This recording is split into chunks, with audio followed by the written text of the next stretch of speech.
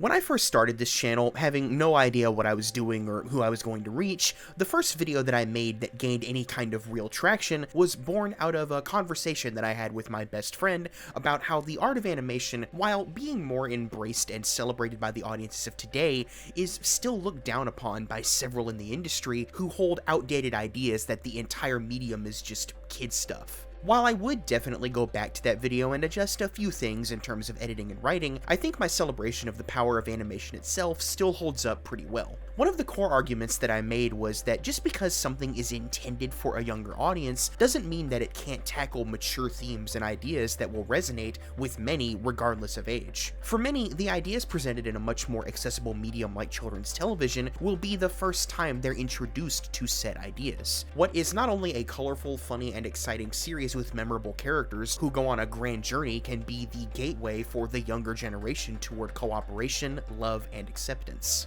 These ideas aren't new or exclusive to the series that I'm sure you've seen by the runtime of this video. I have quite a bit to say about. However, the very few moments that I've given to recognizing Dana Terrace's The Owl House on this channel have led to a flood of comments requesting that I take a much-deserved longer look at the series, examining some of its core themes, celebrating its incredible cast of characters, and, as I always do, talking about how this animated series personally affected me emotionally.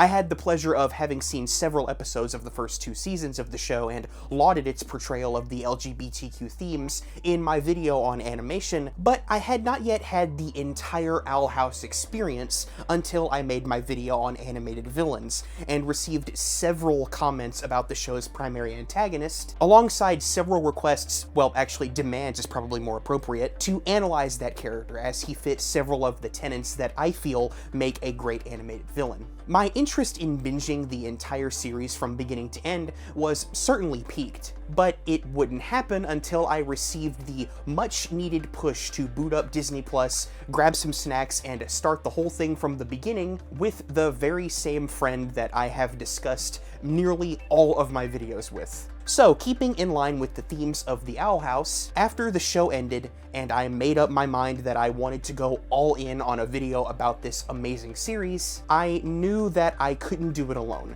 So, as you've probably guessed from this different camera angle and odd void of space beside me, I'll be covering The Owl House with someone who is just as passionate about it as I am. Hey. My friend Elizabeth. Hi. Hello. Normally, I'm pretty in the loop on cool shows, but for some reason, when The Owl House came out, I had completely missed it. And it wasn't until last year, after it was already over, that I hadn't even found out about the show. And after watching a few clips of certain characters' relationships, I decided to binge it fully. Throughout binging the show, I was constantly texting or calling Mason about it, even though he hadn't seen it yet. When it was over, I believe I came over and said, what do I do now? Yeah, what is life now? The show completely encapsulated me. It wrecked me emotionally and made me think about some things in my life. When a show has that much of an effect on you, what do you do when it's over? In my case, you do watch it again and again and again, and you convince your best friend right here to watch it with you. You watch it one more time before you finally decide to make a really long video with your best friend talking about how much you love the show. And that's what we're gonna do here. The amount of notes taken, phone calls had, and text messages exchanged resulted in an extremely long discussion that can't be contained by a single video, unless of course you don't want to see another video made by me for another month. So we both made the decision to make this a series of videos, starting with this video covering season 1 of The Owl House. This isn't going to be a recap of the show in any way. We're assuming that, like us, you've seen the show already and want to talk about it. However, if you haven't had the pleasure of watching it yet, I highly recommend that you do before checking out our videos on it, unless of course you don't mind spoilers and decide to check it out based on some of the details that we discuss here. So, without further ado, let's talk about why we love The Owl House, Season 1.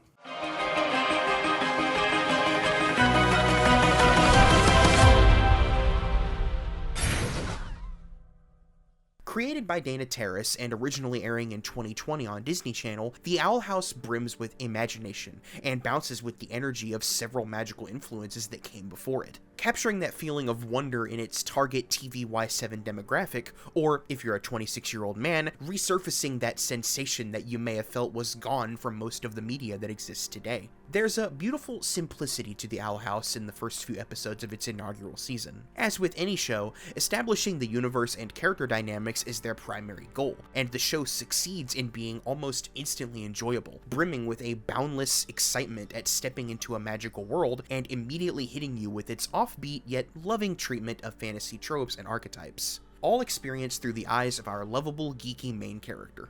The show centers around Luz, an imaginative young girl who has trouble fitting in, so she escapes through a world of fantasy, both figuratively and literally. In the very first episode, Luz's mother is sending her off to reality camp to learn to fit in. Luz, not wanting to do that, unintentionally runs away, following an owl that stole her book through a magic portal, ending up in the demon realm, more specifically the Boiling Isles. Set on the corpse of a titan, the Boiling Isles has a few fun little quirks, the biggest being magic. After stepping through the portal and seeing this fantastical world of her dreams filled with magic and witches, how could she not stay? Something we learn about Luz almost right away is she's quite optimistic, seeing this teleport to a new world as an absolute win. While her mom thinks she's at summer camp, she can stay and learn magic with her new friends, Eda, the most wanted criminal in the Boiling Isles, and King, the king of demons. Not only is Luz optimistic, she's also very accepting, realizing that they aren't so different, that they're just a bunch of weirdos that need to stick together to make it in this world that feels like it's out to get them, which, in this case, it is. Someone once said that Luz was a big dummy, and I never once thought that about her. Luz is a very smart character, and she understands that people have weird quirks and can do bad things, but she also knows that people can do good things, and is willing to move past whatever their quirks may be and accept them and make new friends and family. Luz Noiseda's decision to stay with Eda, King, and Hooty on the Boiling Isles seems like the easiest choice in the world to make. It's either that or some boring summer camp that, from the looks of it, is purely intended to reinforce conformity. Luz's environment desperately wants her to fit into the status quo, and despite her running to this magical world that exists upon the skeletal remains of a dead titan, where children attend a magical school and human objects are treated with reverence befitting that of ancient artifacts, she doesn't exactly escape the concept of the status quo. Hell, she jumps right into it. The Boiling Isles is very similar to our world with its issues, politics, and people. They're all relatable, but also unique in a way that reminds you this is a different world from ours. There are different prejudices than in our world. They don't care about your sexual orientation or identity. What the Society of the Boiling Isles does care about is how good at magic you are and what kind you do. The Boiling Isles has an interesting magic system with some of your typical magic, but some not so typical. Abomination, bard, beastkeeping, construction, healing, illusion, oracle, plant, and potions. These are the 9 covens you can join, with the exception of being chosen for the Emperor's Coven. While this isn't a new concept, what I found interesting is in this world, once you join a coven, that's the only magic you can do. Again, except for the Emperor's Coven, who can do all magic because it's for Emperor Belos. This is where the main conflict of the show comes to play. Eda Clawthorne, the first person Luz meets and attaches to, has refused to join a coven, making her a criminal and a wild witch. There are rules, laws, and beliefs inherent to the Boiling Isles that few rebel against. In a perfect twist of fate, the young optimistic weirdo happens to meet up with the older pessimistic weirdo in Edalyn Clawthorne. Both are rebels, less in a revolutionary sense, but more in a leave me alone and let me do my weird shit sense. Luz wants to learn magic as a way to achieve something that only her imagination has shown her before, and Eda takes the kid under her wing, acting as a sort of foil to her actual mother. Both care for and love the girl, but one is quick to stifle Luz's curiosity out of concern for her potential ostracization from society, and the other is even quicker to tell her to buck all social convention. Both are kind and caring role models for the young dreamer, but Luz has developed her own sense of loving optimism that even the magical beings she encounters can't believe. I do agree that eventually Eda takes on a caring and loving maternal role, and it definitely doesn't start that way. Eda's character arc and relationship with Luz in the first season is by far my favorite, to the point where I rewatched season 1 just to analyze the relationship and see exactly when those turning points are for Eda. Eda, starting off as this sarcastic, witty, seemingly uncaring woman in true Wendy Malick fashion, sees Luz as something she can use and make money off of, but this quickly changes as Luz breaks down Eda's walls with her pure optimism. Something that I realized while typing this that I will expand on later is Eda has a lot of self-imposed one-sided issues with her family, not wanting to accept this love and care, but it's an unstoppable force meets what was thought to be an immovable object. Luz's care and unwavering optimism towards Eda making it impossible for Eda to not love and care for this kid.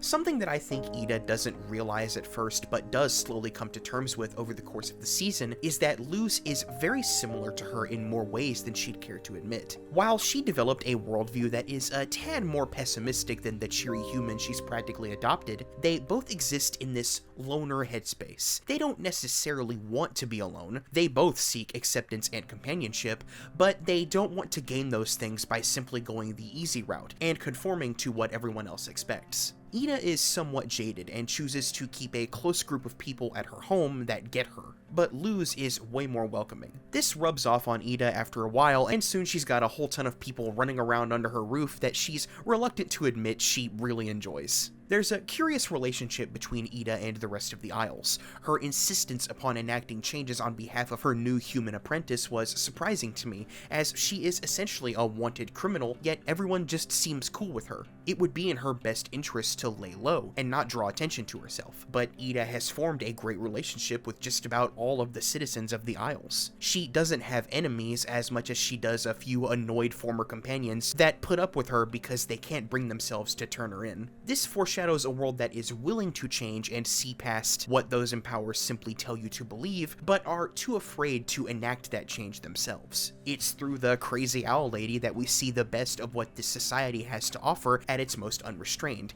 and a positive role model for a young dreamer, albeit one with her own faults and demons to overcome over the course of the series. One of Eda's first steps toward being a role model for Luz is taken in the second episode, where Luz has to confront the fact that not everything is like the fantasy books she reads, and she's lied to about being some sort of chosen one. While this is painful and bittersweet, there's a message that she takes to heart. Look, kid, everyone wants to believe they're chosen. But if we all waited around for a prophecy to make us special, we'd die waiting. And that's why you need to choose yourself. Luz is special simply by being herself. She chooses herself, as Eda advised her, but being Luz, she takes that advice further by preaching it for the remainder of the series. That beautiful optimism born out of a realization that prophecy and destiny aren't necessary for change is what defines this character and gets her into some of the craziest situations in the show. This attitude is called out by several characters, of course. She can't simply make everything work just because she wants it so badly, but she won't ever stop trying. It's what makes her such an endearing protagonist and a good role model for the younger people that would watch the show. Luz coming to terms with the world around her opens us up to the real world of the Boiling Isles, one not as free and fun like in the books, with a strict emperor imposing the Titan's will, on not just the adults but the kids as well, which we see at Hexside School of Magic and Demonics. Similar to the Coven system, Hexside has the track system. You choose what school of magic you want to be in, and that's all you learn. There are many times in Season 1 where you see characters being picked on because of their perceived lack of magical talent, when in reality, they're just being forced into a track that isn't good for them, or that they're not naturally talented at.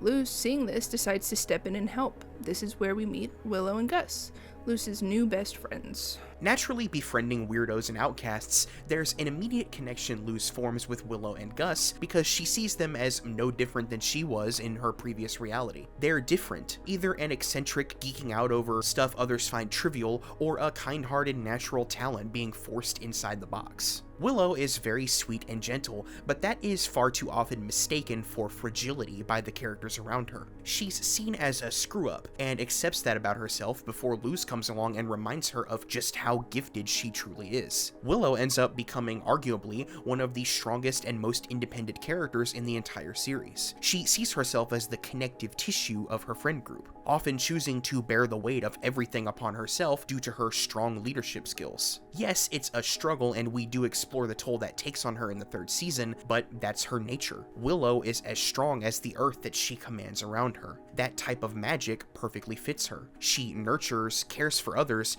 and helps them grow, after Luz helps her to realize how great she truly is, a naturally binding element to those she loves. Gus, specializing in illusion magic, is just as befitting his character. He's insecure about his age and having advanced so far beyond his peers. He's desperate to befriend others. Gus has a flair for the dramatic and absolutely nerds out over stuff, just like somebody else we know. His obsession with humans is reflective of his desire to be accepted among the odd and out of place, like he feels most of the time. Gus doesn't just befriend Luz, he sees her as utterly fascinating and a humorous parallel to the way Luz sees Eda. It's later revealed that he views his magic as useless, before he realizes that his own will and strength are enough to advance what he's able to do. It's no mistake that he made it so far. It's his greatness that he just needs to accept, fitting perfectly in line with the themes of the show. Another important character we meet at Hexside, or rather on the way to Hexside, is one Amity Blight, an egotistical, somewhat condescending child prodigy. I know it seems like I'm shitting on her, but I'm not, I swear. Amity does have a shift change, but something that I find quite interesting about her is, while yes, she is shitty to Willow for reasons we will explore later, her reasons for disliking Luz are completely valid. They don't write her as a bully who is mean just to be mean, but sees the error of her ways later on. No, she is a kid who has so much pressure on her to be the best. That's what she has been striving for her whole life. Suddenly, this human walks in and messes everything up, causing her to go a little crazy the first episode we see her and get a few bad marks. Like, no wonder she doesn't like Luz. The Owl House has this way of writing relationships where they feel very real. Not everyone loves each other from the start, and no one outright hates each other without a valid reason. When issues arise, they talk about it and work it out, and even then, the relationship isn't immediately better. It is something I find fascinating and beautiful. My favorite being Eda and Luz. As the relationship builds, secrets come to light. Eda, after realizing that she needs to do more for Luz, begins to shift and embrace the teacher role, recording lessons for Luz to watch and come back to. As Eda takes on more responsibility and using more magic, it's revealed that she's cursed. What's quite interesting to think about is that the curse is what drove Eda away from her family, but that same curse is what brought her and Luz closer. Eda, turning into the Owl Beast, stalks Luz and King one night. Them, not knowing who or what this even is, run and hide in terror, trying to figure out what to do. Luz goes back to those teachings of Eda's, where she sees something she didn't before. A light glyph. Using the light glyph is what helps bring Eda back from the darkness of the curse. Having the light glyph be the first bit of magic Luz knows is amazing because that kind of encapsulates who Luz is as a person. The one shining the light in the darkness with her unwavering optimism that brings people back from the darkest parts of themselves. This isn't something the creator just passes on by. Western media nowadays seems to always be moving forward with the story, never lingering on one thing too long, with the mentality of we need to move on to the next bit to keep the audience entertained. No slow, dull moments. Rather than letting the moment slip by, they do the opposite and emphasize the importance of this. I just did magic! I just did magic! The Owl House has what I've seen the internet refer to as smooth animation.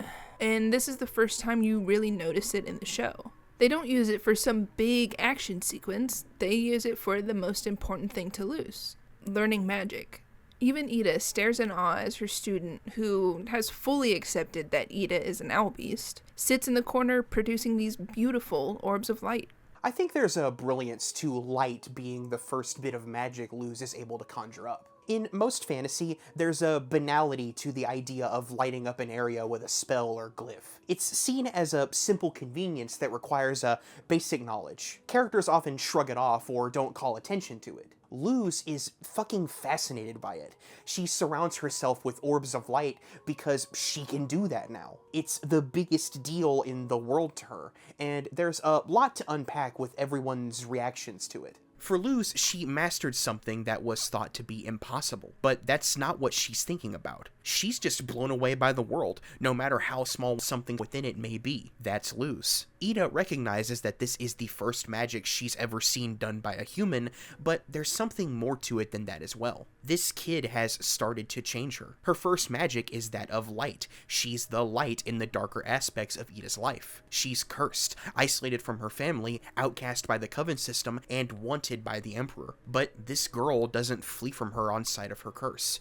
looks upon her with admiration, and does things that she thinks are impossible. A simple glyph used to make light has never been more powerful to her than right now. Something that we see more and more over the course of the entire series is how the Owl House itself acts as this safe space for characters to come together and either further explore who they are or get some much needed help in finding out who they are. King is a character who's a bit lost at the beginning of the show. Eda and Luz basically cater to his perceived delusions of grandeur about being a powerful demon because they find him adorable. King serves as a pretty solid comedic relief, but there's an underlying tragedy to his character that slowly gets expanded upon. His bond with Luz, Eda, and the rest of the gang comes from a need for a family, as he has very few memories or knowledge of who his actual family is. The connections that he forms with those who come to the Owl House lead him to further uncovering his true identity. I'd be lying if I said I was as invested in King as I was with everyone else in the first season, but he finds his place by being genuinely funny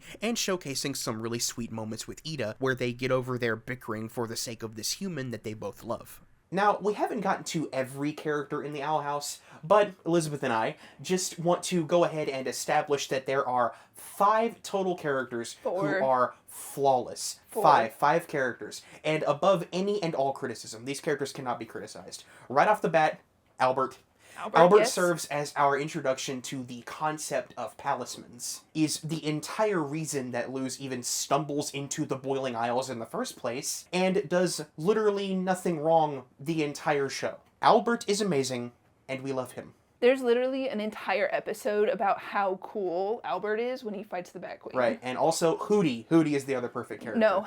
Unacceptable. Enough said. No. Hootie's great. I don't think I need to elaborate on why Hootie kicks ass. Terrible. It's my video. No. It's my video, and if you would like to remain a part of it, you will cease any and all criticism. You will stop right now. Hootie is perfect. Hootie's great. Okay. Hootie is... You said we are allowed to have dislikes on things, to disagree. Hootie is not a perfect character. And so the great thing about collaborating on a video is that we both agreed before we wrote this that Hootie would be on the list of the 5 perfect characters. Hootie is incredible. I love Hootie. We did not agree. Ass. We completely agree on this. Hootie is a perfect character. I love Hootie. Hootie is flawless. He does not a single thing wrong in the whole show. Hootie is an annoying birdworm tube that doesn't get any better until season 2, and it's only a little bit better. It's not much better. Okay, you know what? Here's the thing. Okay, hold on. We're going to put this in the video, but I need you to take my side on this because it's my channel and I'm in charge. Dude, I'm not going to lie. I'm not saying lie. I'm not saying lie. Hootie's not a perfect character. Hootie is a perfect character. No. What does Hootie do wrong? Explain to me what Hootie does wrong. Hootie serves no purpose to the plot at all. You know what? Here's the problem. No. The convention episode has a pivotal moment for Luz and Amity's relationship. At the start of the episode, Amity kind of aggressively confronts Luz. This ends with them in a witch's duel, both being puppeted by their mentors and coming to somewhat of a draw, realizing that they aren't too different and just want to learn magic. Both begin to understand each other more, and while not close friends, Amity begins to tolerate Luz. While Amity and Luz have their moment, the sort of main conflict of the show is initiated between their mentors, Eda Clawthorne, and the head of the Emperor's Coven, Lilith Clawthorne, her sister. This is the first time in a while that they're face to face and they decide to duke it out. Throughout the fight, you get the sense that they still love each other, because even though there are a few times one of them could have killed the other, they didn't. They know how to push each other's buttons. Lilith knowing that making this a game or a challenge would get Eda to do something, and Eda tormenting Lilith with her snide remarks in a way only a sibling could. This is another instance of that smooth animation. Yes, it's a big fight where Lilith and Eda are displaying their power, and a good action scene calls for some fluid animation, but I don't believe that's why the animators chose to do that. This is the first time that Eda and Lilith have seen and faced each other in a long time, and I believe the creators wanted to show how emotionally intense this scene is. It is truly astonishing that somehow, in the middle of a fight, you can see how much these characters care for each other. As much as we can understand why Amity has serious issues with Luz, it's made very clear in this episode why she doesn't go as far as to hate her, and there's a shade to her character revealed here that we hadn't seen on full display before. Her belief that humans can't be witches is shaken upon seeing Luz perform magic, but that isn't what changes her tune. It's that Luz has to improvise and overcome her own obstacles to do magic. In a way, Amity had underestimated Luz's tenacity by seeing her as nothing more than something getting in her way. This is no doubt something her mother instilled in her, and the pain of how she treated Willow would be worthless if she didn't enforce that belief at something as out of place as a human. Luz also, despite being headstrong and not thinking too hard about her actions, does feel genuine remorse for the bad choices she makes. I feel that Amity isn't used to that. Again, considering who raised her. Empathy, understanding, and kindness are the abilities Luz needs to get her out of the trouble she was in with Amity. Both of their mentors use them in the duel to gain something for themselves, but it's telling that Amity is the only one who takes it personally that Lilith would enhance her magic by cheating. Amity wants someone who believes in her. I don't think Lilith doubted Amity as much as she didn't trust Eda, but the effect that had on the young witch isn't lost on Luz. Luz does more than just believe in Amity, she idolizes everything that Amity is. To Luz, she's bold, confident, and talented. Luz just sees the best traits of people and makes them see it in themselves. This parallels the story of the dueling sisters that's going on in the background. Their belief in one another and doubt in themselves is actually what got them separated in the first place. Obviously, this is revealed later, but Eda's curse comes from Lilith feeling inferior to her sister. Eda walked away from her family when she couldn't control what was inside of her and hurt her father. It takes another person who believes in the best parts of you for you to overcome your doubts and move on. All four of these characters have a long way to go, but it all has to start somewhere. Amity's siblings, Ed and Em, are side characters that show up in only a handful of episodes, but I still love how they shape Amity as a character. Amity's outlook on the world and other people change, I believe, in part to her siblings. I know everyone has different experiences with their family, but for me, growing up with my many siblings was similar to that of the Blights. When one of us was being stupid or mean, the others would call us out or make fun of us. Despite all of that, we loved each other and would fight anyone who made our siblings feel bad. That being said, Ed and Em support Amity and help her when they can, but still call her out when they see her treating Luz like shit. I think that, mixed with Luz's charm and determination, helped Amity to accept Luz as a friend. This episode is pivotal to the formation of Luz and Amity's relationship, as it's the first time we get a real glimpse into how Amity is changing in her attitude toward the human that gets her into so much trouble. There's a palpable sense of betrayal and hurt on display when Luz participates, however unwittingly, in accessing Amity's diary. Not just because this is obviously very private stuff, but it's also where she rants about the fact that she is conflicted in her thoughts about Luz. Amity wants to maintain a degree of separation from everyone around her, as she feels that it's her only path to success. Her interactions with Luz, however, shake up her outward persona. Luz is a troublemaker for Amity. In this very episode, there are consequences for her actions that fall squarely upon Amity. Yet, at every turn, Luz demonstrates a very real desire to atone for her mistakes, make amends, and even form a genuine friendship with someone who hasn't shown the slightest bit of interest in becoming friends. What her siblings were trying to get Luz involved in is wrong, without a doubt. They don't get a pass for that, but knowing who their sister was growing up, something to be shown to us later, they are acting on what they know she deserves. She needs to come down off of her high horse a little bit. She needs to rebel. She needs to form and reform important relationships before she ends up with the wrong crowd or no crowd at all.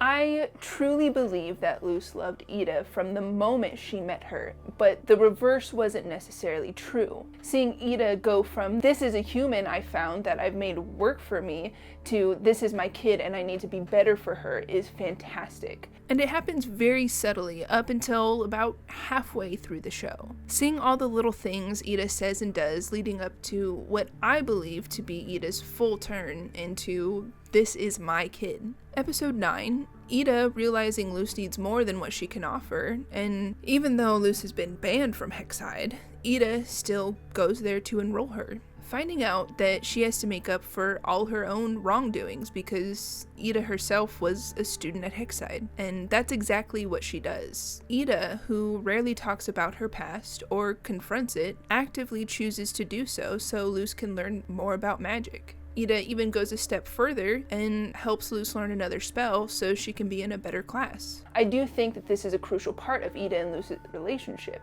Eda enforcing that wands in school are not the only way to do magic, but also get in touch with the world itself. Correct me if I'm wrong, she does start to eat snow right after saying that, right?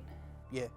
Luz doesn't exactly listen to Eda and tries to force the magic out, not communing with nature or whatever it is that Eda was doing. Still kind of stuck in this mindset of magic is this big fantastical thing that I need wands and books for, and that's the only way I can learn a spell. Especially after watching Amity and her siblings with the training wand practicing new spells. Luz, disregarding Eda, takes Amity's training wand and uses it all night, draining the power, which of course leads to some problems later when they need it. After Eda's capture along with Amity's siblings, there is tension between Luz and Amity, causing Amity to magically trap Luz, where she can't get hurt or do anything. The entire episode is Luz learning patience and a different way of learning magic than what she sees around her. Having to accept that because she's human, she has to learn a different way despite how weird Eda makes it seem. This hit me a little different from other episodes because I could relate this to my own learning experience. Growing up, I struggled in school and tried my hardest to learn and be like everyone else, do what they were doing to get good grades, but just couldn't. And I felt like shit because I couldn't. Until I started to do what worked best for me. Even though teachers didn't like me doodling in my notes or how long it took me to read, I made adjustments so that I could succeed in school. It wasn't until my last year of school that I found out that I am very dyslexic and have ADD and have to read off a prompter right now. After Amity traps Luz, Luz is forced to take a step back and really think about what Eda said about connecting with the island to learn magic like the wild witches. And guess what? She does. Magic is a gift from the island and it's everywhere. Once she realized that, she discovered the ice glyph. There's a line that perfectly sums up Luz's character. But now I'm gonna save you. Yeah, yeah, yeah, yeah, yeah. Well, at least I got to see her misplaced confidence one last time. Eda coming to term with Luz needing more and Luz accepting that Eda's wild ways aren't just crazy nonsense is a great leap forward in their relationship. Some of the changes, either enacted by Luz herself or, in this case, made on her behalf, may seem small, but I'd actually argue that they have the biggest impact on the world of the show as a whole. What Luz is able to accomplish in the first season is the impetus of what will affect the rest of her environment moving forward, all before she learns of any ancient secrets or inspires revolution. All of that is incredible, but simply making a school change policies that have been in place for decades without even having any extraordinary abilities yet is more in line with the real change that impassioned individuals can make in our boring, non-magical reality. Luz's greatest power is her optimism, her everlasting faith in the good of people, and the belief in change.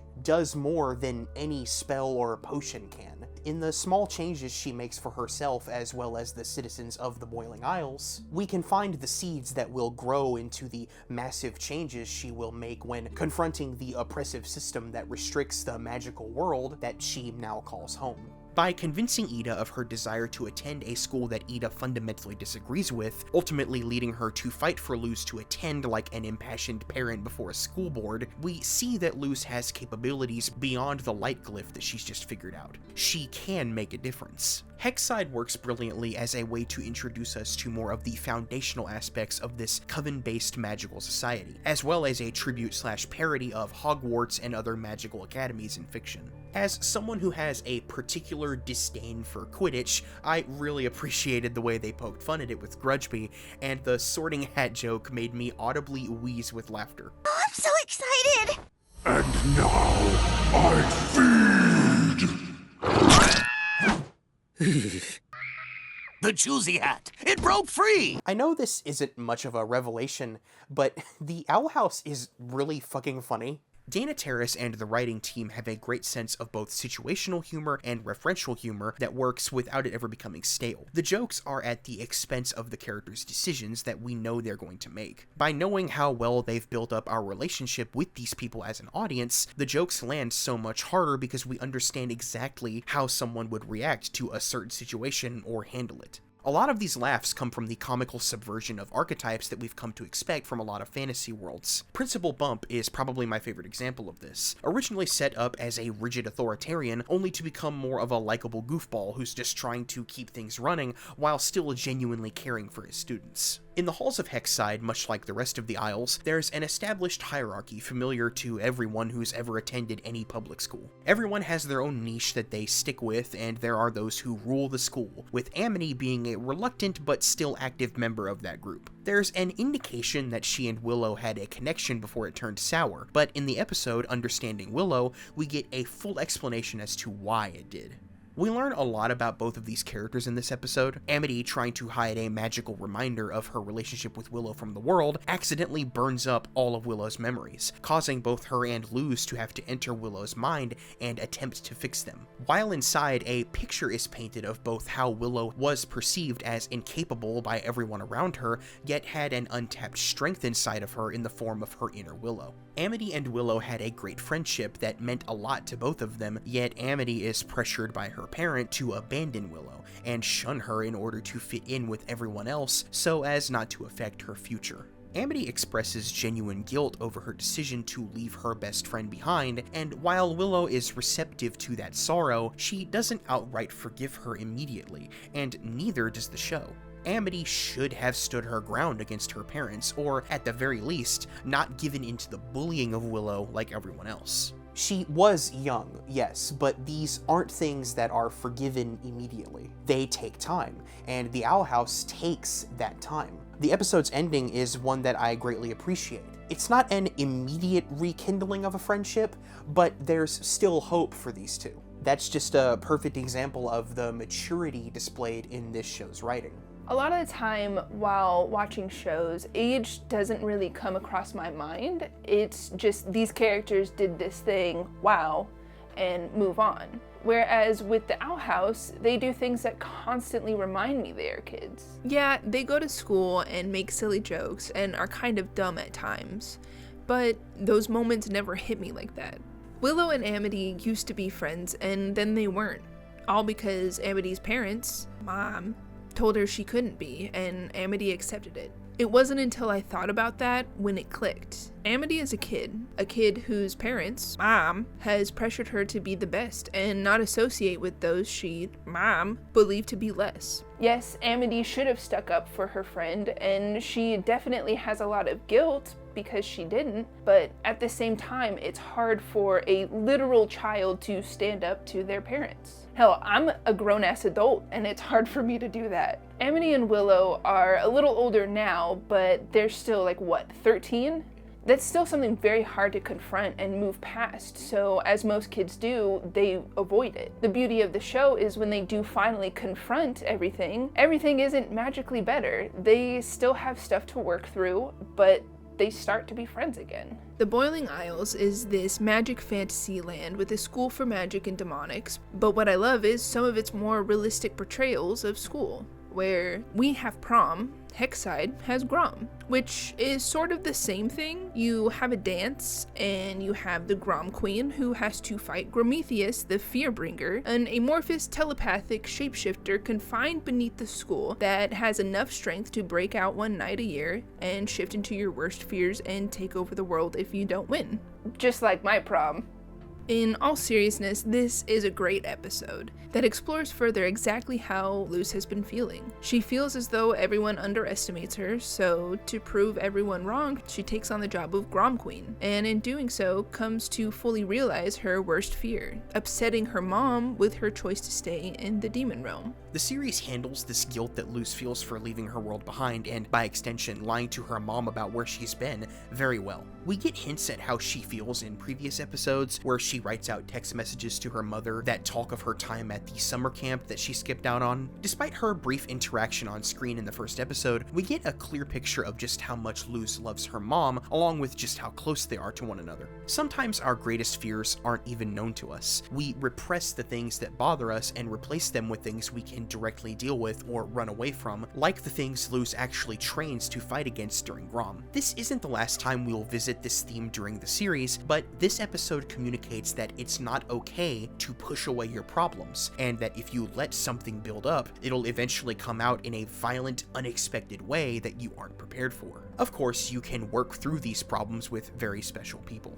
The other side of that is Amity. Amity was originally Grom Queen and didn't want to be, which is partly why Luz did this. Amity learns not to push off responsibility while also accepting help from others. She does face her biggest fear, rejection. Specifically, rejection from Luz, who she has a big fat gay crush on and was gonna ask to Grom. The best part of this episode is the battle at the end. As our main characters are facing their fears and teaming up together, we get some more of that smooth animation. This battle turns into an enchanting dance between Luz and Amity, ending with them defeating Grom. The Grom dance is a top-tier Owl House moment for me.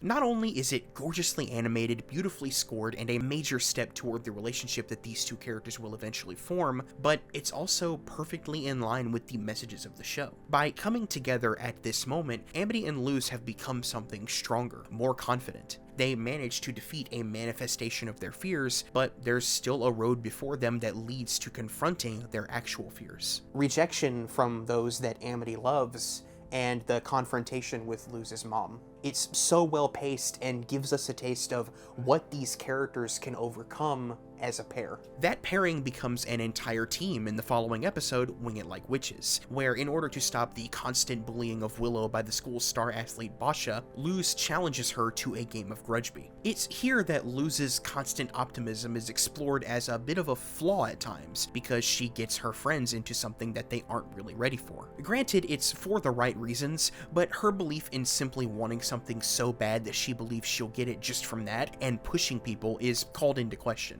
Gus and Willow don't do anything too drastic like not want to be friends anymore, but she does almost get them hurt, and they rightfully call her out on that, and decide to leave the game. It's here where Amity comes in. In this moment, we see more similarities in their characters. Amity also pushed her teammates too hard and got them hurt, which led to her swearing off Grudgeby. The reason that this crush, as exemplified by some truly hilarious gay panic, is so strong is because Amity and Luz see the best of themselves in one another. Luz sees Amity as this cool, confident witch with serious talent that she wants to be, and Amity sees Luz as this friendly, optimistic person that she wants to be. They both call out one another's flaws, and after a truly touching moment between them, Amity is the one that rallies Gus and Willow back to Luz's help. Even though the opposing team wins, due to a hilarious Quidditch parody that I just love so much. She caught the rusty smidge. The what? It means we automatically win. All magic sports are like this. That just invalidates all our efforts. If catching that thing is so important, why do anything else? There's no reason to watch any of the other players. That's such a stupid rule! Luz's ideals that people can change are still proven to be true in some cases. Basha may still be the same, but her teammates have now seen Willow the same way her friends do. This may be a little strange to some, but I actually think this is my favorite episode of the first season. Yeah, it doesn't have the most monumental moments in the series, but I love how it rewards both of these characters for growing in some way. It takes a minute to challenge Luz's optimism and marks a huge moment of growth for Amity. Also, this is, so far, the strongest we've seen these two characters crushing on each other in the show yet. It's a simple, funny, and sweet episode. The gay panic throughout this episode is fantastic. What about you, Amity? Me? On a team with you?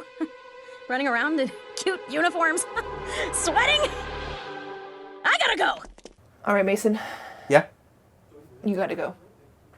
Excuse me? We're about to talk about my favorite episode. You have to leave. This is my moment. Oh. Well, I have things to say about it, too. You can say those things later.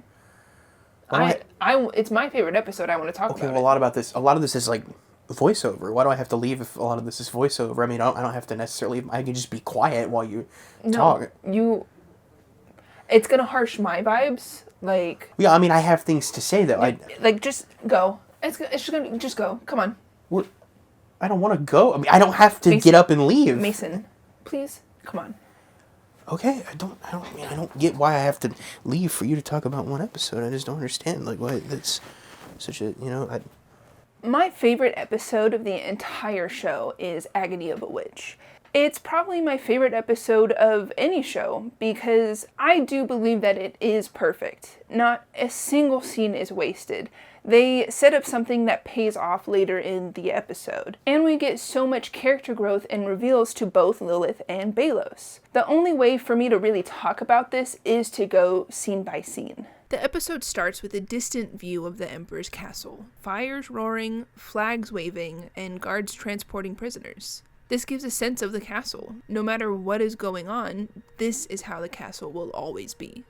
Lilith, overlooking everything, starts to talk about the deal she's made with Belos. If Eda gives up being a wild witch, Belos will heal her curse. Lilith knows today will be the day she gets Eda. Spoiler, it is. The Emperor's Coven surrounds the owl house as Hooty sleeps, waiting to ambush, but to no avail. Hooty, being Hooty, wakes up and destroys them in a disturbing way. This is when I may have come to terms with Hooty being all right. Damn right. Inside, Eda is watching this all go down, while making what Luz calls magic sketty, aka witch's wool. But Eda isn't making this for Luz, she's making this for herself. The Emperor won't stop until he gets Eda, and with his goons at her door, she needs all the help that she can get. But he can't get Eda. The only thing that can stop Eda is her curse. Cue the curse triggering, and it taking a lot more elixir to bring her back. Eda, while an owl beast, dives deep into her mind to the night she was cursed, trying to make out who cursed her to no avail. The person who cursed Eda is actually revealed later in the episode.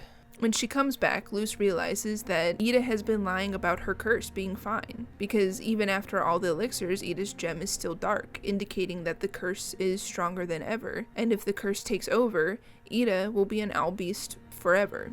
Even with the comfort of Eda, Luz can't hide how worried she is. Luz is determined to find a cure. Despite everything, Eda still sends Luz off to school. Ah, what a good kid. So considerate. She deserves something nice. And I think I know what. Eda normally puts herself as #1 priority in most situations, but here we see her not only trying to comfort Luz, but also sacrificing something that would help just because she knows it'll make Luz happy. Eda chooses not to think about herself or be selfish in a moment where it is completely justified to do so. Lilith, after being defeated by Hooty, is summoned by the Emperor. Luz goes to school and finds out that she's going on a field trip to the Emperor's castle. At first, she doesn't want to go because of the way that they treat Eda. She quickly changes her tune when she finds out that in the castle there are ancient relics, one of which can heal any curse, Eda's curse. This is when we get some Belos lore. Emperor Belos built it as a symbol of unity. Before he came to power, folks were doing magic all wrong. He taught us that the only way to respect what the Titan gave us is through joining covens. Luz is touring the castle looking for any way out when a battered Lilith walks by on her way to meet with Belos. Luz, of course, follows, attempting to eavesdrop, but having to stop because of the horror of what she saw. In the season, we do see Belos, but it's not until the end when we really know him, with the explanation of him manipulating everyone into a coven, banning wild witches, and this meeting with Lilith, leading on to the fact that Belos isn't all that he seems to be. Something is wrong with him.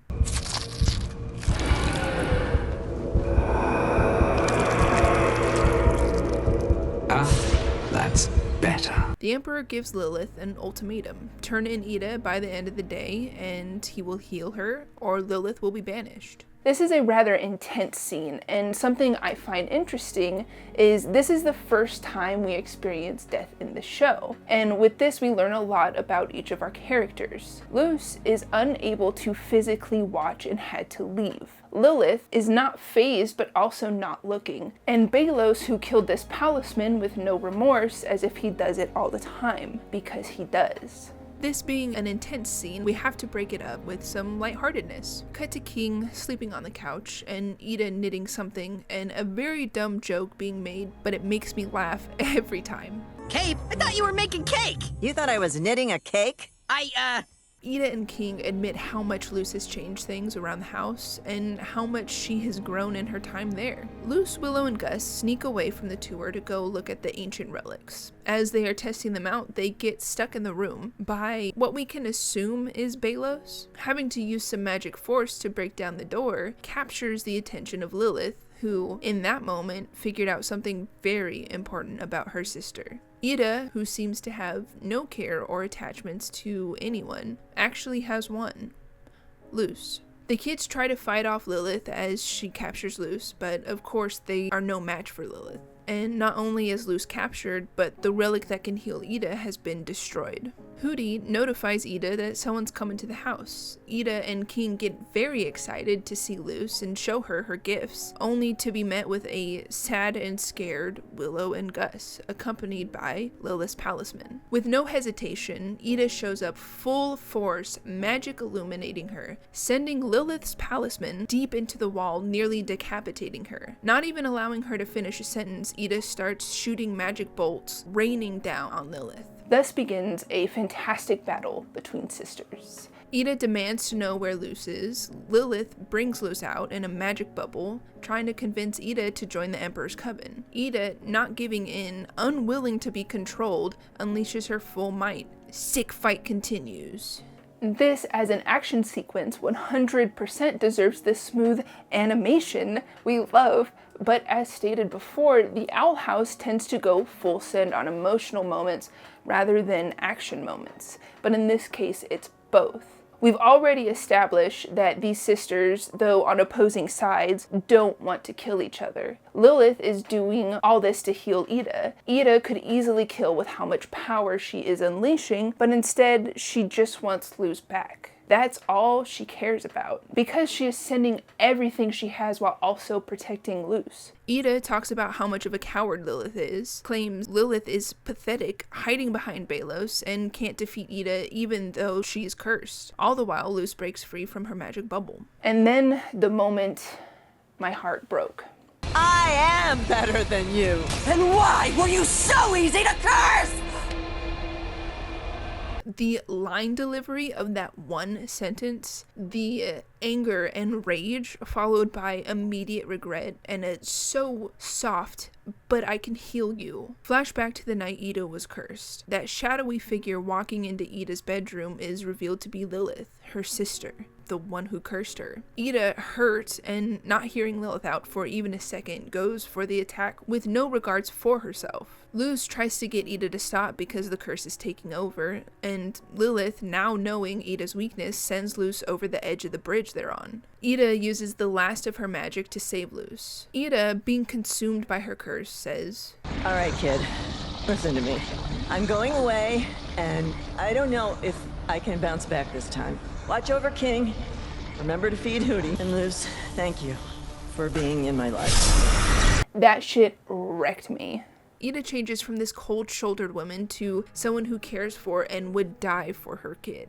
Eda screams, unleashing a powerful burst of magic that illuminates the boiling aisles. Albert swooping in and grabbing Luz, setting her on the bridge where Eda is now turning full owl beast. Lilith captures the beast as she drags her in the castle. Luz attempts to take out Lilith but isn't strong enough and is pushed back. Lilith takes Albert and tells Luz to go back to her world, retracting the bridge, leaving Luz no way to get into the castle. Luz walks back to the owl house, head hung low, having walked home all night. Think about that. The fight happens after the school field trip at around sunset. Luz is walking home and the sun is rising. Opening the door, she sees King jump out of a cake, and right next to it, folded neatly with a bow, is the cape Eda knitted for Luz, the one made out of the witch's wool. King asks where Eda is, and Luz collapses. Tears filling her eyes, she falls to her knees and sobs. King and Hooty come to comfort her, but it doesn't help. As the camera moves back, it's only Luz's shadow that we see cast across the floor, which truly reveals how she feels. Guilty and alone. Then we're right back at that beginning scene. A distant view of the Emperor's castle, the same as it always is. Fires roaring, flags waving, and guards transporting prisoners.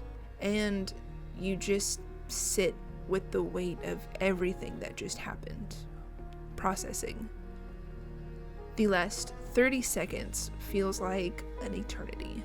I love this episode for so many reasons, but the main one being, for me, almost the entirety of this season has built up to the emotional wreckage that is this episode. Lilith exposing why she is so adamant on capturing Eda. Eda having her full character arc of, I can use this kid, to, I guess I'll actually teach her something, to, I have to do better for her, to, I will die for my kid. Luz finally bites off more than she can chew and fully gets that you can't just do impossible things and not suffer the consequences just because you're optimistic. Everything that happens to Luz in this episode results in her feeling guilty and alone, and stays all the way through season 2 and 3 up until the final episode of this series. I love this episode because it's what I hope to accomplish in my own creations. Hey, can I come back now? Please? Yeah, I guess it's fine. Yeah, 'cause I have a lot to say about Belos. Like, people have been like asking me to talk about Belos for like a long time, and I get it. I mean, it's my video. I don't know why I have to ask permission to come back into my own video, but you know, whatever. Ever since dropping my animated villains video, I have received hundreds, maybe thousands of comments asking me to shine a light on Emperor Belos. One of the things I love about him most is that he manages to play the role of a lot of my favorite types of villains in media throughout the 3 seasons. I have a bit to say about him, even with his minimal screen time in season 1, and I have a lot more for when we get to seasons 2 and 3. But have patience. This is a great villain, and he deserves the time. Even though he isn't physically seen or heard until the penultimate episode of the season, Belos takes on the role of a powerful and looming presence throughout. He casts a shadow over the Boiling Isles, although, as a result of his manipulation, the people don't see it that way. He's accepted by most, idolized by others, and feared by those who know better. He's the figurehead of a ruling class that enforces its laws through the misinterpretation of an ancient religious belief that it implies he doesn't even believe in. The so-called Will of the Titan bans the usage of wild magic, for reasons that most can't even seem to properly state. That's because it's been so long that the people rarely question it anymore. Belos has just made it the way that things are. He takes on the role of not just a political figure, but a religious one, appealing to the faith and goodwill of the citizens of the Isles by claiming to act in their best interests for the sake of unity. It's important to note that, moving into the finale, Young Blood, Old Souls, the threats that our characters had faced up to this point were either dangerous yet manageable, or could be dealt with in a way that appealed to their better nature. From his very first appearance in the previous episode, Belos establishes himself as a force unlike any we've seen before by destroying a palisman, this symbol for the connection that those who wield magic have to the land that gives it to them. This is someone who clearly has no regard for the culture of the Isles, yet appeals to it to get what he wants. There's a great mystery and presence to this character. When Luz eventually physically confronts him toward the end of the finale, she's no match at all. His power is hinted at long before this by the way that Lilith speaks about him in hushed tones, but this is when we get to see the smallest amount of it, and it's genuinely terrifying to remember that a child is facing down something like this. Belos is intelligent, and the only way to face someone like this is with an intelligent solution, which Luz uses by destroying the portal. Thus, like Eda in the previous episode, she manages to save someone she loves through sacrifice. she no longer has a way home. Rather than destroy Luz, Eda, and Lilith for all their trouble, Belos is smart enough to know that it's the wrong move after hearing how the citizens of the Isles are reacting to the petrification. Despite his calls for it, Belos fears the unification of these people and uses their natural tendencies to see the value in one another as a manipulative weapon against them. This is explored much more in later seasons, but like many real-world leaders, Belos manipulates tragedy that he causes himself for his own gain. He claims benevolence and forgiveness to keep the balance of power in his favor. His gracious act of not executing Eda is only done because he knows of the public's appreciation for her. Despite her branding as a criminal, the Isles loves her for who she is. She is accepted. Belos cannot fight this acceptance and is forced to contend with it after Luz destroys the portal. He is calculating and cold, using the emotions of the people to his advantage. The Coven system exists as a means to separate. There are very obvious parallels to our reality in the system. We often divide our interests and stick to our cliques and groups without realizing the mutual benefits that can come from our collective skills. Belos makes the people believe that they can prosper by excelling at one type of magic, when in reality, people are much more complex. It's not just one skill, one talent, one goal, or even one love. Belos may be forced to spare Eda and continue his facade of a caring, benevolent leader, but we know that he has so much more planned for the rest of the series. This isn't a temporary threat that can be defeated by the end of the episode's runtime.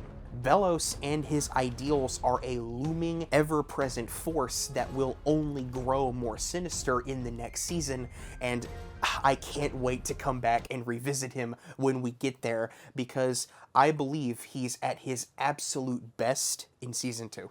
The finale wraps up with the circumstances of the show flipped on its head a little bit. Lilith, who was hoping that Belos would cure Eda's curse, has finally seen him for who he truly is, and realizes that only she can repair the damage that she's done. Lilith can't undo Eda's curse, but she can share it with her. What originally created such a rift between the sisters has now brought them back together, as they are both stripped of magic and now cursed, returning to the Owl House having sacrificed so much for the people that they love. It's now Luz who offers to show the two of them how to use magic in the way that she does. There's a bittersweet energy that permeates the final minutes of the finale. Luz is still as determined as ever to get back home to her mother, but what was at first a fun escape into a fantasy away from the threat of conformity is now a fight for everyone that she loves, to help them reclaim their magic and to return home to them, all while grappling with the guilt that she now feels for turning everything upside down. In a beautiful, roundabout way, Luz has grown, matured into a more responsible person in the way that her mother had hoped in episode 1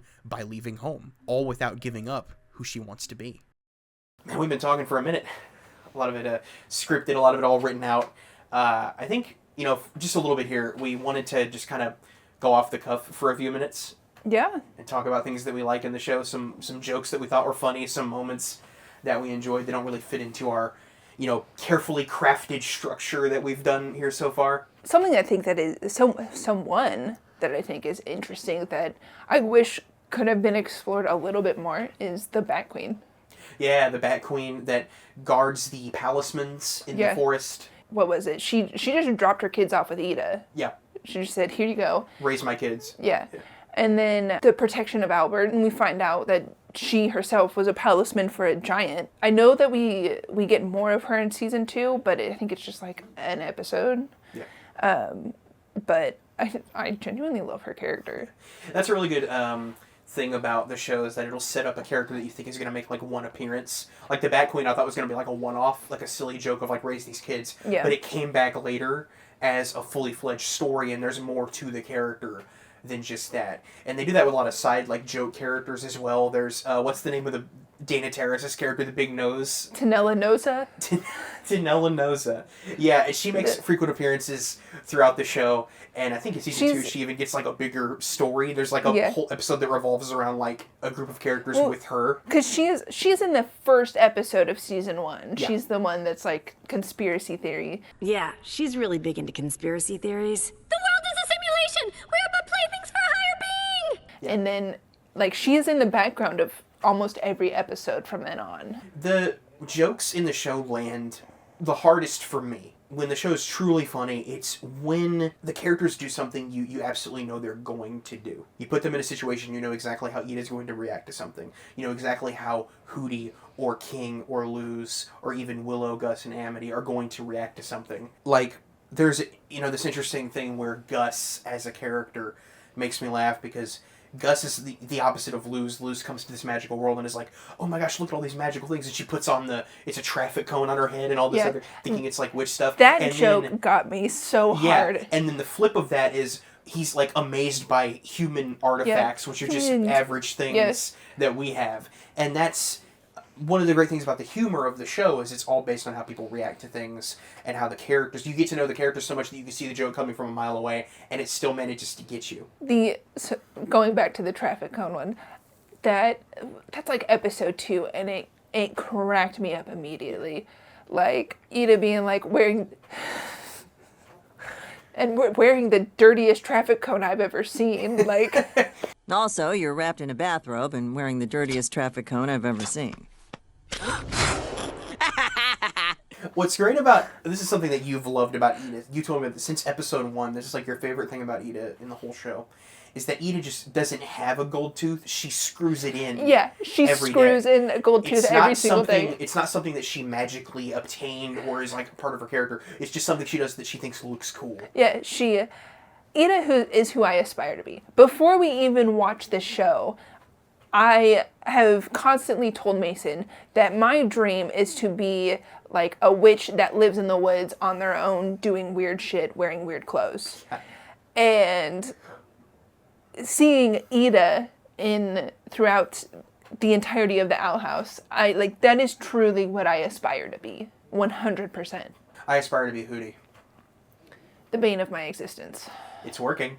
We've talked for a very long time about specific character arcs, powerful moments, and our favorite episodes, but I still feel like we can go on for much longer like we just have off script.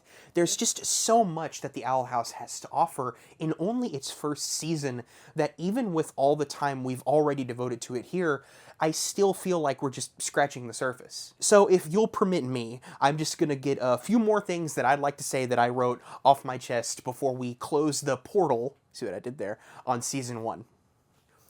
I like how much of the world is still left open for mystery, even though so much of the first season is intended to explore said world. There's a rich history to the Boiling Isles that has been built up long before even the regular denizens of it have built society there. There's some similarities between how the Owl House sets up its universe and how Alex Hirsch's Gravity Falls does. There's a subtle implication of how things came to be, but the Owl House is handled in a much softer way than Gravity Falls. There's a great universe here for you to dive into if you want to, but the main story is so engaging that you feel rewarded on both fronts for paying attention. I'd positively compare it to something like a Miyazaki film, where the character interactions and environments are prioritized, at least in this first season, and elements of the Isles are quickly accepted. A clear reverence for the fantasies of the past colors the Owl House. You've got references to the aforementioned Miyazaki, Tolkien, Harry Potter, Narnia, and all kinds of video games, TV shows, and other classic escapist media. The way that the series views these referential elements through its own unique lens is charming. It remembers that the golden rule of lampooning elements of these stories is to have a clear love and understanding of it first. None of the satirical takes on fantasy stories feel malicious. The greatest example of this in the whole show, for me,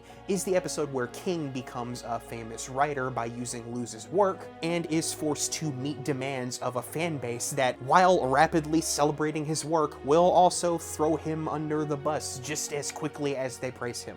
The Owl House handles the concept of fandom and theory crafting hilariously. You can substitute any of the conversations that Luz and Amity have about Lazora, or the fans of King's book have about their expectations of his sequel, with real-life examples of any sci-fi or fantasy franchise. I really like when writers can vent their frustrations at expectations like that.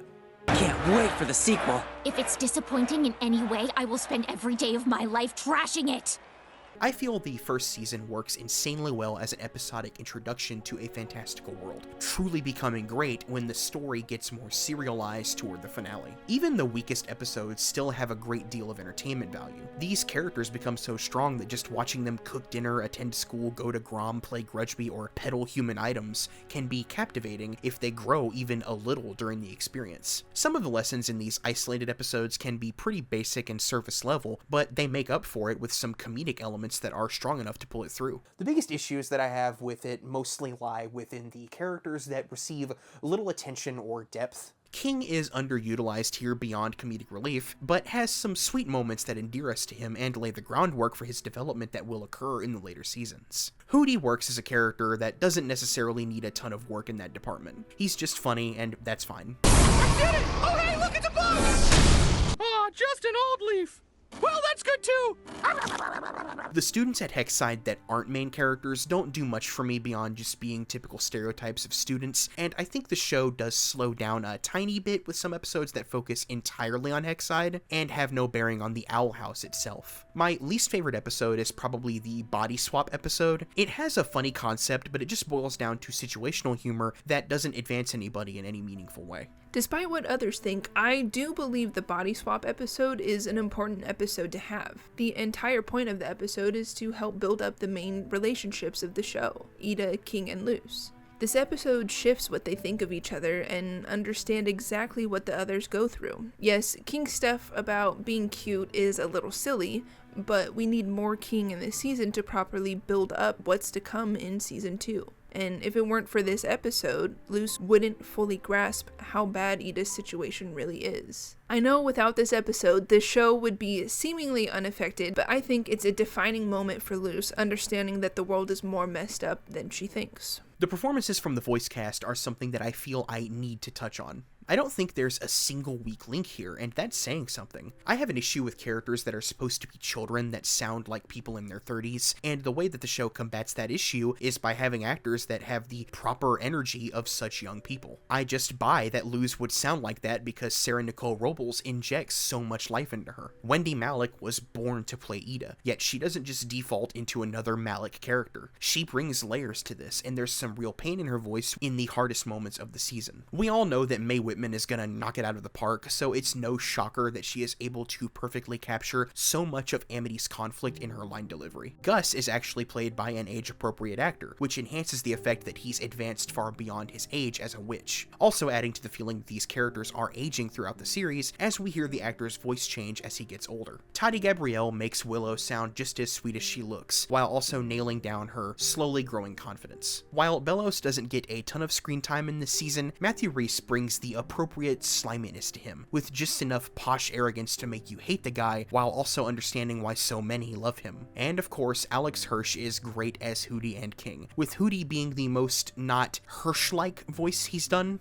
Also, we can't not give love to the music. TJ Hill's musical score is a combination of this reverent nostalgia that the creators have for these kinds of stories, the childlike wonder of Luz, and the bizarre mystery of the Boiling Isles. It's a mix between synth and string that works so well that it creates its own atmosphere, but the show never overuses its music to take away from the emotional moments that can be created independently of it. The opening title theme and the end credits sequence that scores Luz wandering wondrously through the Isles just radiates everything that this show is about sonically.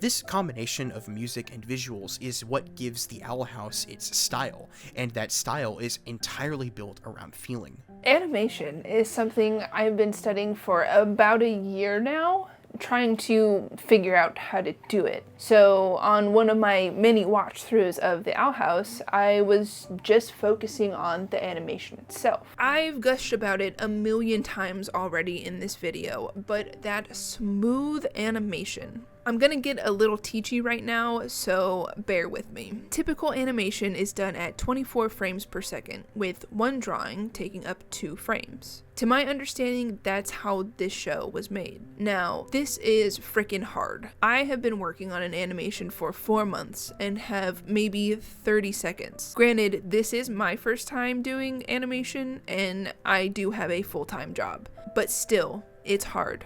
So now that smooth animation. Still 24 frames per second, but instead of one drawing taking up 2 frames, it's one drawing per frame. They doubled their workload for these moments because these moments deserve the fluidity. They are the most important moments in the show, so they got that emphasis. I'm not going to talk about each moment again because I've already done that, but what I will talk about is the end credits animation. I love that shit. Luz walking through the boiling aisles and running home to the owl house is great. It's what I use to reference people walking because you can see each individual frame perfectly, especially accompanied by the music. The music in this show is fucking amazing. The end credits music fits so well. The I'm taking in the world as I walk home vibe is beautiful.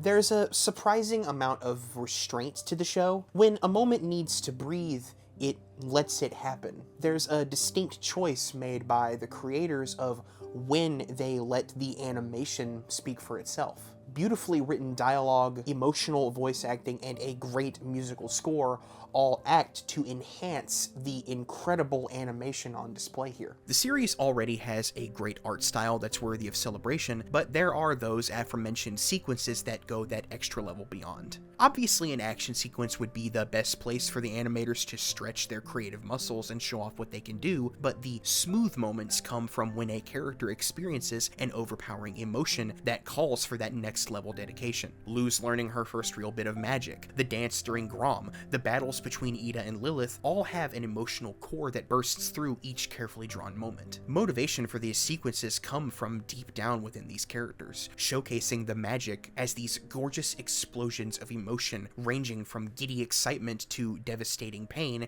and character moments as expressions of joyous youthful romance in as many frames as they could spare. This is storytelling through the art of animation.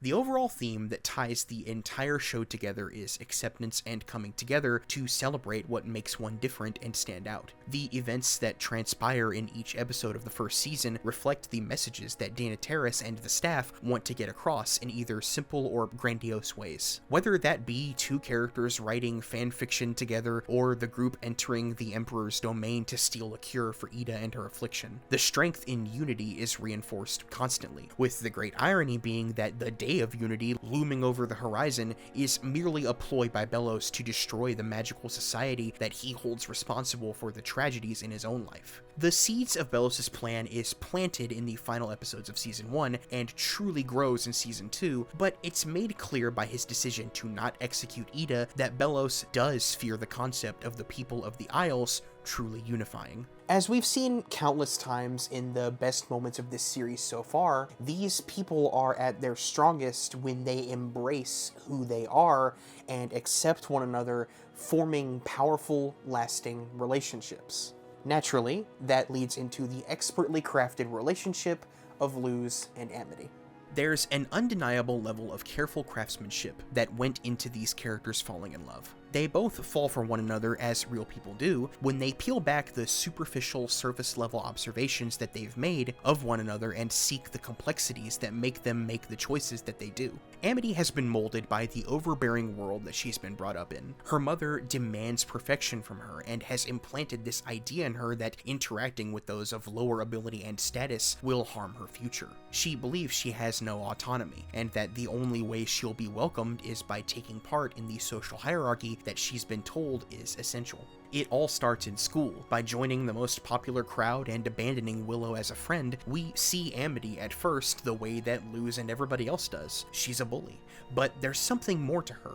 Amity sees Luz as a, sometimes justifiably so, annoying disruption to the future she's building for herself. As with any relationship, it only gets more real when you want to truly know a person.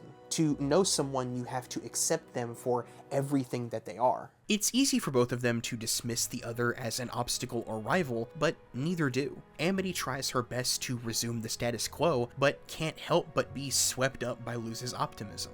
Luz sees Amity as an intriguing curiosity, someone who can be kind and cool, but refuses to because she's forced into her place. Luz falls for her when she finally recognizes her as a repressed mirror of herself. They love the same books and have the same level of imagination, but Amity is essentially the version of Luz that was forced to go to that summer camp. forced to conform. She's trying her best not to be a geeky weirdo, but she is. Both have their faults, but accepting all of someone is the Owl House. This relationship is more than just revolutionary and groundbreaking for kids' television. To simply say that would be to ignore all the hard work that went into it. It is groundbreaking, but it's also just a fantastic romance. It's done so well and with so much patience that it deserves the recognition it gets.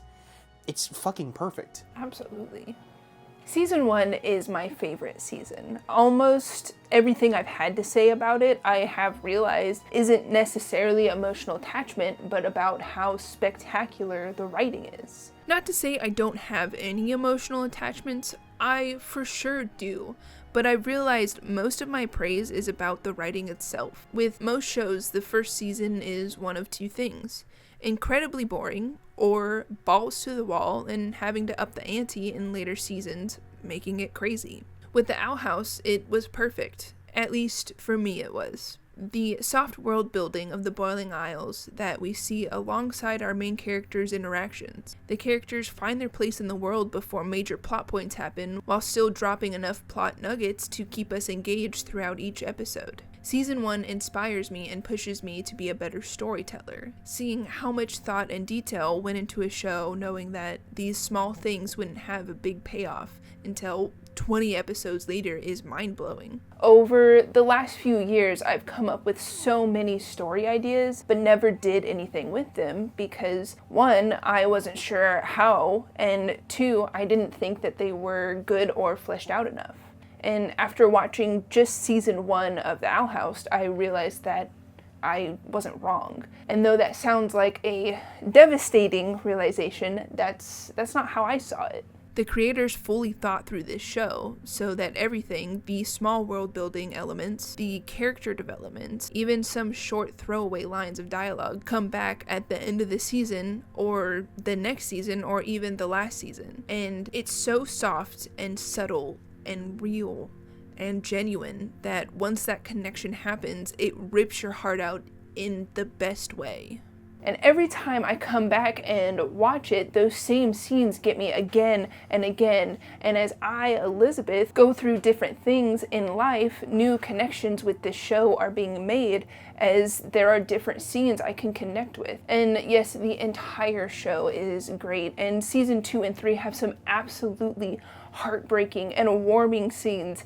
But if this show didn't build up season 1 the way they did, those scenes would not be near the same. Watching this show made me a better writer and inspired me to work on putting something out there. I love season 1, but more importantly, I love the Owl House as a whole. The debut season of any television series is normally where you see the property trying to find its footing. It may stumble a bit, but introduces you to those elements that you latch onto before ending strong enough for you to want to come back for the next season.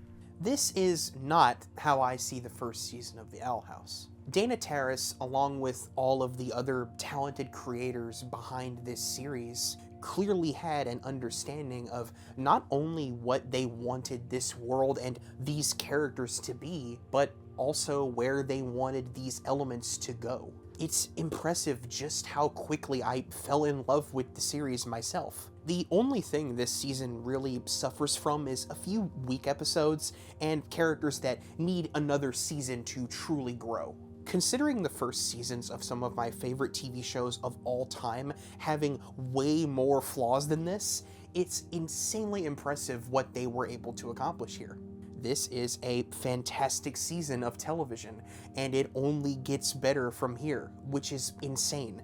The themes are more expanded upon, the characters become even stronger, the animation goes even harder, and the emotional moments leave me even more stunned. I owe the first season a lot for laying the groundwork for what this show will accomplish later. So that was our video on season 1 of The Owl House, and this is a part 1 of a 3-part series covering The Owl House. Season 1 on my channel. Where's season 2 gonna be? Season 2 is gonna be on my channel. which is Flee the Lair. So be sure to subscribe to Flee the Lair, and that video will be out very soon. We've done quite a bit of work on Season 2 already. We got some things to do, polish it out, film it, add a lot of things to it, but it's going to be out a lot quicker than this season because we were just getting things set up. We were doing a lot of work at the same time on these videos and, you know, watching episodes and covering things like that. Also trying to make sure we were on the same page, getting everything together. It's a lot of notes. The document that covers our notes is like an absurd amount. It's a mega doc. It's a mega document. If you want to support my channel, check out patreon.com/MasonIDK. If you want to support my channel, you could have got this video early, a day early on there. Yes. So be sure and check that out. Day early. Name in the credits. Yep, name in the credits. We're going to actually give a shout out to the patrons right now, wherever they are on screen, wherever I put them. The great patrons. And also Lapis Lazuli VA, executive producer patron. There they are. Yeah. We're very tired. We've been doing this for a while now. We're very tired, but we're very proud of it. We're proud of the work that we've done so far. I'm very excited for you guys to see the thumbnail drawn by Elizabeth, and also the border on the video done by Elizabeth. It's not okay. It's fantastic.